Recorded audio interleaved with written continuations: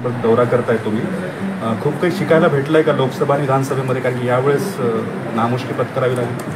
नाही, यावेळेस काही नामुष्की नाही. आम्ही अत्यंत छोटे होतो, आम्ही अत्यंत छोटे प्लेअर होतो, पण जे मोठे प्लेअर होते आणि सत्तेची स्वप्न पाहणारे होते त्यांची सत्तेची स्वप्न भंगलेली आहेत. आणि त्यामुळं आता लोकांमध्ये आणि महाराष्ट्रामध्ये एक व्हॅक्यूम राजकीय तयार झालेला आहे. त्याचा फायदा आम्ही घेणार आहोत आणि UPSCनं अत्यंत ताकदीने इथं वाढवणार.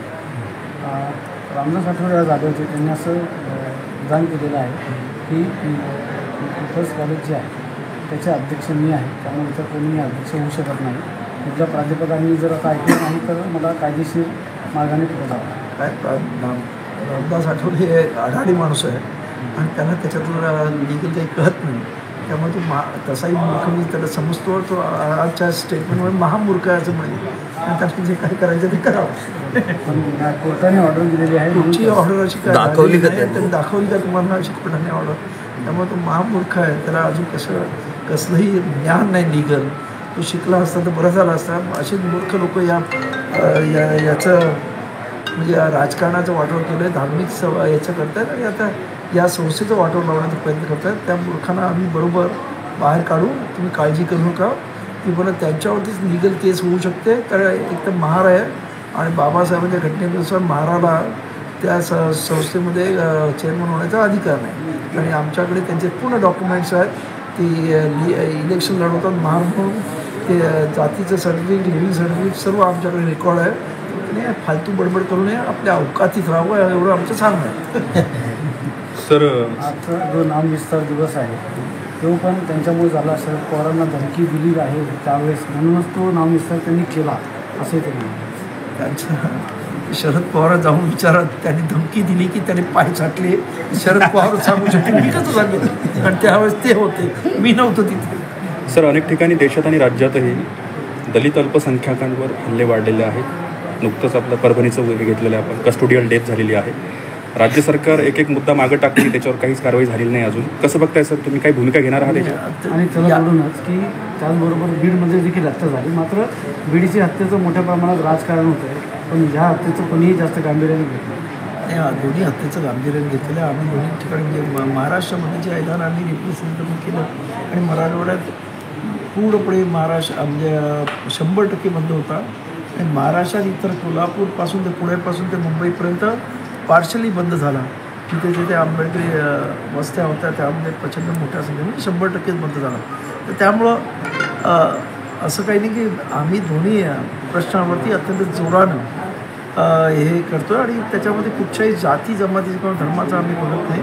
तर आंबेडकर चळवळ ही माणसासाठी गाभणारी चळवळ आहे. आणि म्हणून मी कालसुद्धा संतोष देशमुख यांच्या इथे जाऊन आलो. त्यांना न्याय मिळाला पाहिजे सांगितलं आणि त्यांना त्यांच्या कुटुंबियांना आणि तिकडच्या सर्व ग्रामस्थांना सांगितलं पूर्ण आंबेडकर जनता तुमच्या या जे न्याय मागण्याची जी प्रक्रिया चालू आहे त्याच्यामध्ये आपल्या खांद्याला खांदा लावून काम करेल. आणि 19ला जो मोर्चा या औरंगाबाद म्हणजे छत्रपती संभाजीनगरमध्ये होणार आहे तिथे आंबेडकर जनता मोठ्या संख्येने आमच्या रिप्रेझेंटेटिव्हचे कार्यकर्ते मोठ्या संख्येने तिथे होतात.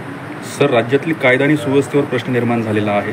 कस्टोडियल डेथ असेल किंवा गुन्हा लवकर नोंदवणी नसेल, पोलिसांवरची विश्वासार्हता कमी झाली आहे. एकेकाळी आपली तुलना स्कॉटलँडच्या पोलिसांशी व्हायची, पण ती प्रतिमा आता डागाळल्या जाते.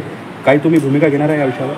मला दुर्दैव हेच वाटतं की पोलिसांमध्ये राजकीय हस्तक्षेप प्रचंड वाढलेला आहे आणि त्याच्यामुळे पोलिसांचं जे कर्तव्य आहे त्या कर्तव्याच्यूत पोलीस होत आहेत, कुठे कर्तव्यापासून दूर होत आहेत. आणि हे जर झालं तर या इथे अनारची म्हणजे गोंधळ होईल. मी आता जेव्हा बीडला गेलो लोकांमध्ये प्रचंड संताप आहे. मराठा समाज प्रचंड म्हणजे याच्यामध्ये म्हणजे रागामध्ये. उद्या बीडमध्ये काही चिंगी पेटली तर ती महाराष्ट्रामध्ये त्याचा वणवा पेटल्याशिवाय राहणार नाही. म्हणून माझं गृहमंत्र्यांना म्हणजे मुख्यमंत्र्यांना सांगणं आहे की एक स्पेशली गृहमंत्री असावा की जो पूर्णपणे पोलीस कंट्रोल करून ह्या इकडची कायदा सुव्यवस्था बघेल. कारण आज असं लक्षात येत आहे की मुख्यमंत्री आणि गृहमंत्री दोन्ही पदं एका माणसाला सांभाळणं कठीण या महाराष्ट्रात होत आहे. आणि त्या दृष्टिकोनातून अशा पद्धतीची मागणी आम्ही केलेली आहे. त्याचबरोबर या दोन्ही कुटुंबांना 1 कोटीची मदत मिळावी. त्याचबरोबर त्यांच्यामधल्या एका माणसाला सरकारी नोकरी द्यावी ही सुद्धा रिप्रेझेंटेटिव्हने मागणी केलेली आहे. होऊ घातलेल्या स्थानिक स्वराज्य संस्थेच्या निवडणुकीसाठी पक्ष पातळीवर काय प्रयत्न सुरू आहे? हां, मी आता तुम्ही पाहिलं असेल की आम्ही यासाठी आता गतिमान पद्धतीनं रिप्लेस सेना, घर तिथे रिप्लेस सेना आणि गाव तिथे रिप्लेस सैनिक अशा पद्धतीचं आमचं अभियान आहे आणि ते लवकरच एखाद महिन्यामध्ये 1-2 महिन्यामध्ये आपल्याला रिप्लेस सेना अत्यंत प्रत्येक तालुक्यामध्ये आणि जिल्ह्यामध्ये आपल्याला दिसल्याशिवाय राहणार. सर, आरक्षणावर सर्वोच्च न्यायालयाचे जजेस जे काही स्टेटमेंट करतायत, रिमार्क करतायत, कसं वाटतंय सर, आरक्षण घालवण्याचा हा मनुवादी डावा आहे का त्याच्यामागे? तर म्हणजे आरक्षण ऑलरेडी संपवण्याचं काम चालू झालेलं आहे आणि त्याच्यावरती या निर्णयानंच सुप्रीम कोर्टाने शिक्कामोर्तब केलं असं माझं म्हणणं आहे की ज्या पद्धतीने त्यांनी हे केलेलं आहे की जातीमध्ये म्हणजे हे 2500 वर्षापासून या देशामध्ये जातीमध्ये विभाजन करण्यात आलेलं आहे.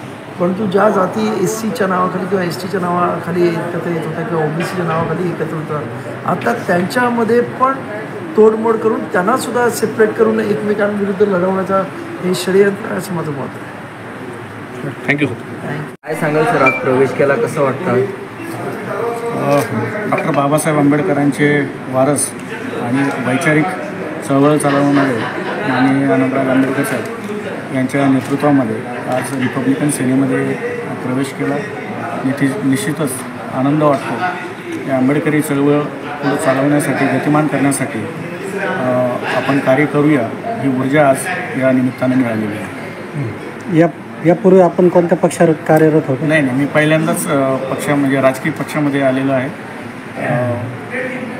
चळवळीमध्ये काम करत असताना कुठे काम करावं हा निश्चित प्रश्न समोर असतो आणि आता एवढे गटतट झालेले आहेत, राजकीय मतभेद खूप आहेत, त्या निमित्तानं कुठे काम करावं असा प्रश्न निश्चित शिकलेल्या माणसाला पडतो आणि म्हणून अभ्यास केल्यानंतर एक संयमी नेता आणि शिकलेला नेता म्हणून आनंदराज साहेबांची ओळख आहे. त्या निमित्तानं त्यांच्या पक्षामध्ये आम्ही प्रवेश केलेला आहे. पक्ष वाढवण्यासाठी काय प्रयत्न केले? पक्ष वाढवण्यासाठी आता आनंदराज साहेब जी काही जबाबदारी देतील ती जबाबदारी पूर्णपणे समर्थपणे पेलण्याची तयारी माझी आहे. स्थानिक स्वराज्य संस्थेची निवडणुका लागत्या, काही निवडणुकीची काही लढण्याची इच्छा आहे का? आणि साहेब ज्या पद्धतीनं आदेश देतील ते आदेश पूर्णपणे पाळले जातील आणि त्याच पद्धतीनं अगदी तळागाळापर्यंत साहेबांनी सांगितलं की गाव तिथे रिपब्लिकन सैनिक असेल त्या पद्धतीनं काम केलं जाईल. एकांकिकडून जर तुम्हाला तिकीट दिलं, साहेबांनी सांगितलं लढायचं, तर लढू शकतो? नाही, आता ते जर विषयाला काही महत्त्व नसते, परंतु साहेब जे आदेश देतील ते आदेश पूर्णपणे पाळले जातील. या निमित्ताने पक्ष कार्यकर्त्यांना काय आवाहन करणार? पक्ष कार्यकर्त्यांनी संघटित होणं अत्यंत गरजेचं आहे. जे की आता तुम्हीच मस्साजोगच्या प्रकरणावरती वाचा फोडली, त्याचबरोबर परभणीच्या प्रकरणाला वाचा फोडली, अशी प्रकरणं घडू नयेत यासाठी कार्यकर्त्यांनी संघटित होणं अत्यंत गरजेचं आहे. त्यामुळे समाजाला न्याय मिळू शकतो किंवा समाजाला संरक्षण मिळू शकतं.